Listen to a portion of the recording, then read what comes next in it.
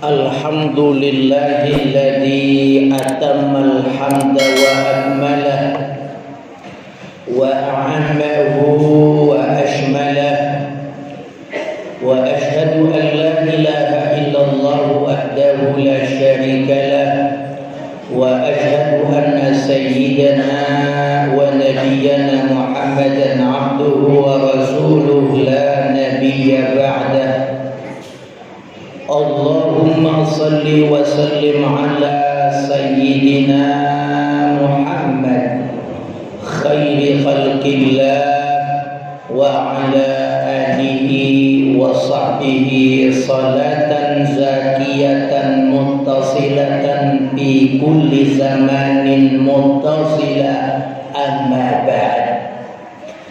Fa usikum wa nasi ayyuhal ibad bitaqwallahi fa innaha khairu zad yatazawwadu bihal 'abdu ila daril ma'ad wa inna ahsanal kalam wa abyanan nizam kalamullahi dzil jalali wal ikram ma yaf'alullahu bi'adabikum in syakartum wa amantum wa kana Allahu syakiran alima. Sadaqallahul azim. Para jamaah Masjid Jami Al-Mustaqim yang mudah-mudahan kita semua diberikan panjang umur, sehat afiat, mendapat ampunan, kasih sayang, keberkahan, keridhaan, kemuliaan, sekaligus mendapat kemantapan iman, Islam dan ihsan kita kepada Allah Ta'ala. Amin ya Rabbal Alamin. Banyak orang sering mengeluh, enggak sabar, bahkan mudah bersangka buruk atau bahkan putus asa, gampang galau, gampang stres. Ini semua tentunya disebabkan karena kurang pandai bersyukur dalam hidupnya. Allah Ta'ala dalam Al-Quran mengatakan ma yaf'alullahu bi'adabikum in syakartum wa amantum. Allah sama sekali tidak akan mengazab, tidak akan menyengsarakan hidup makhluknya, melainkan karena mereka sendiri yang tidak pandai bersyukur dan jauh dari koridor orang-orang yang beriman. Jadi kita udah tahu sumber petaka, sumber yang menjadi penyebab orang gampang sangka buruk, orang gampang galau, gampang bete, bahkan gampang ngeluh hidupnya. Jawabannya karena kurang iman dan kurang bersyukur kepada Allah Subhanahu wa Ta'ala. Bahkan syukur ini merupakan kunci sukses hidup. Rasulullah Shallallahu Alaihi Wasallam menyatakan dalam sebuah sabdanya, ajaban li amril mu'min inna amrahu kullahu lahu khair wa laysa dzalika illa lil mu'min in asabathu syarra'u syakar wa in asabathu dharra'u sabar fa kana khairan lahu. Rasulullah sallallahu alaihi wasallam, aku bertakjub, berdecak kagum dengan perkara yang dilakukan oleh orang mukmin, dan tentunya hal ini nggak bisa sanggup dikerjain melainkan orang yang punya iman luar biasa. Ketika dapat nikmat dia bersyukur, ketika dapat musibah dia bersabar, dan hal itu merupakan yang terbaik bagi hidupnya. Kunci sukses hidup adalah bersyukur. Bahkan Allah Ta'ala menyatakan dalam ayat yang lain, la in syakartum la azidannakum wa la in kafartum inna azabi lasyadid. Jika kalian benar-benar bersyukur atas nikmat yang Allah berikan, maka niscaya benar-benar akan aku tambahkan nikmat itu. Rasa syukur inilah yang mengundang datangnya estafet nikmat dalam hidup kita. Jadi sekali lagi, bukan kaya, bukan seneng yang bikin kita senang dalam hidup, tapi rasa syukurlah yang bikin senang dan kaya dalam hidup kita. Syekh Muhammad Nawawi Al-Bantani, seorang pakar tafsir dari kalangan ulama Nusantara, menyebutkan tips cara supaya kita menjadi hamba-hamba Allah yang bersyukur. Siapa manusia-manusia yang bersyukur itu? Orang yang bersyukur, kata Syekh Muhammad Nawawi Al-Bantani, kudu memenuhi 3 rukun. Yang pertama adalah ilmu, yang kedua adalah hal, yang ketiga adalah amal. Rukun pertama, orang itu disebut bersyukur, dia kudu yakin, kudu mengetahui seyakin-yakinnya bahwa nikmat yang dia terima adalah semata-mata pemberian Allah. Kalau kita hidup, kita dapat nikmat baik berupa materi atau yang lainnya, kita nggak yakin itu dari Allah, kita kata itu nikmat yang datang semata-mata usaha kita, maka orang itu nggak bakalan jadi orang bersyukur. Karena dia masih punya pendapat, punya keyakinan nikmat yang datang itu adalah usaha dia. Ini rukun yang pertama, orang bersyukur kudu punya ilmu, di mana segala nikmat yang dia dapatkan semata-mata adalah pemberian anugerah dari Allah Subhanahu wa taala. Yang kedua adalah hal, bahwa kondisi orang yang bersyukur, dia wajib bergembira, baik nikmat itu besar, banyak, ataupun nikmat itu sedikit. Sehingga ulama lain mengatakan bahwa syukur itu adalah ru'yatul mun'imi la ru'yatun ni'mah. Syukur yang sesungguhnya adalah melihat yang memberi nikmat, bukan semata-mata kita ngelihat nikmatnya. Orang itu nggak bakalan bisa bersyukur kalau dia masih ngelihat nikmatnya, nominal nikmatnya.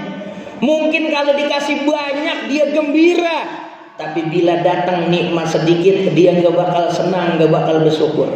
Karena sejatinya nikmat yang kita terima adalah dari Allah. Kalau kita ngelihat yang beri itu siapa, maka kita akan pandai bersyukur walaupun sedikit. Kalau Allah yang memberikan, inilah yang membawa keberkahan dalam hidup kita. Suatu hari ada seorang ulama besar yang namanya Al-Imam Syaqib Al-Balaghi, ulama besar yang hidup pada abad kedua Hijriah, yang wafat pada tahun 194 Hijriah. Beliau pada suatu hari datang ke pasar melihat semangka yang begitu bagus. Dia bawa pulang, dia beli di pasar. Sampai di rumah dia perintahkan istrinya untuk membelah semangka. Ternyata sang istri pun mencicipi semangka tersebut, lalu berkata, "Wahai suamiku, kenapa semangka yang model begini kau beli?" Istrinya makan itu semangka terasa hambar, nggak ada apa-apa, nggak ada rasanya. Mungkin karena musim hujan, rasanya nggak manis, nggak asam. Marah-marahlah sang istri itu. Imam Syaqib Al-Balaghi radhiyallahu anhu tersenyum sambil berkata, "Wahai istriku, itu kau marah-marah sebenarnya sama siapa? Apakah kau marah kepada penjual semangka? Ataukah saya sebagai pembelinya? Atau kau marah kepada petani yang nanam semangka? Atau kepada Allah Subhanahu wa ta'ala yang menciptakan dan menumbuhkan semangka itu?" Kalau kau marah kepada pembeli, kayaknya nggak mungkin. Sebab namanya saya beli, saya semata-mata milih yang bagus. Begitu juga pedagang, dia nggak bakal dagang melainkan barang yang bagus. Begitu juga petani nggak bakal nanam melainkan dia berharap hasil tanamannya bagus. Marah-marah kamu itu udah pasti tertuju kepada Allah. Karena yang tiga, saya penjual dan bahkan penanam, nggak mungkin loh, melainkan pengen yang terbaik. Kalau kau marah, berarti kau marah sama Allah yang menciptakan semangka. Takutlah engkau wahai istriku, kalau kau marah kepada Allah Subhanahu wa ta'ala. Hidup ini nggak bakal bahagia kalau kita masih ngeluh mulu. Hendaklah kau bertakwa kepada Allah biar hidup engkau berkah. Redoklah engkau, syukurilah apa yang menjadi ketetapan Allah Subhanahu wa ta'ala. Secara tiba-tiba istri daripada Al-Imam Syakik Al-Balahi menyesali perbuatannya. Keesokan harinya, setiap apa yang dia dapatkan pemberian dari orang, nikmat dari Allah Ta'ala, dia tidak pernah lagi marah-marah, mengkritik atau tidak bersyukur. Inilah yang disebutkan bahwa kunci sukses kehidupan sebenarnya Allah ciptakan dalam diri kita, yaitu menjadi orang-orang yang memiliki hati yang bersyukur atas nikmat-nikmat yang Allah berikan. Bahkan Rasulullah SAW menanamkan adab kepada kita selaku umatnya mengenai nikmat. Jangan mandang nikmat itu sedikit, lihat kepada yang memberikan. Sampai Rasulullah mengajarkan adab kepada kita, idza ta'ima ahadukum, apabila salah seorang kalian makan, fala yamsah yadahu hatta yalaqaha aw yulaiqaha. Kalau salah seorang kalian makan, jangan buru-buru dicuci tangannya, jangan buru-buru dielap tangannya. Hendaklah dia jilatin bekas nikmat, bekas makanan yang masih menempel di tangannya, atau dia minta dijilatin sama orang. Sebuah adab yang udah ditinggalkan oleh kita selaku umat Nabi, bahwa Rasulullah SAW mengajarkan kepada kita untuk tawadu, bahwa Rasulullah SAW mengajarkan kita untuk bersyukur. Jangan karena memandang remeh nikmat yang sedikit, hanya sedikit yang nempel, dibuang gak apa-apa. Ternyata itulah yang menyebabkan kita nggak bersyukur. Al-Imam Sufyan ibn Uyainah, salah seorang maha guru daripada Al-Imam Syafi'i radhiyallahu anhu, begitu beliau ditanya, ya Imam, kenapa kau jadi ulama besar? Apa jawaban sang Imam Sufyan ibnu Uyainah? Tidaklah saya, sewaktu saya menuntut ilmu, ketika para guru itu makan, ketika teman-teman saya nuntut ilmu itu makan, ada makanan-makanan yang berceceran di lantai, ada makanan yang berceceran di bawah nampan, melainkan makanan itu aku ambil dan aku makan. Karena mensyukuri nikmat Allah Subhanahu wa ta'ala. Kita sering remeh nikmat Allah. Ada beras 2 butir kita diamin, kita masih punya yang banyak. Kita nggak sadari nikmat yang sedikit yang kita nggak bisa syukuri. Ternyata itulah yang menyebabkan kita mengalami kesulitan hidup. Yang ketiga, manusia disebut manusia yang bersyukur, manakala yang ketiga ini adalah disebut amal. Ada ilim, ada hal, ada amal.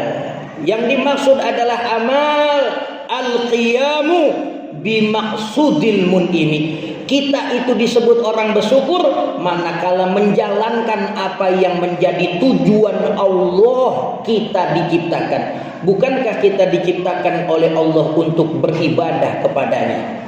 Tujuan inti, tujuan final kita adalah merupakan penghambaan diri kita kepada Allah Ta'ala. Manakala makin banyak nikmat yang Allah kasih, makin banyak anugerah yang Allah berikan, sehat, harta berlimpah, tapi di sisi lain ibadah kita lalai, maka ketahuilah nikmat itu akan membawa sengsara, akan membawa petaka dalam hidup kita. Karena kita tidak mensyukuri nikmat dari Allah, nikmat yang kita berikan, nikmat yang Allah berikan, yang kita terima.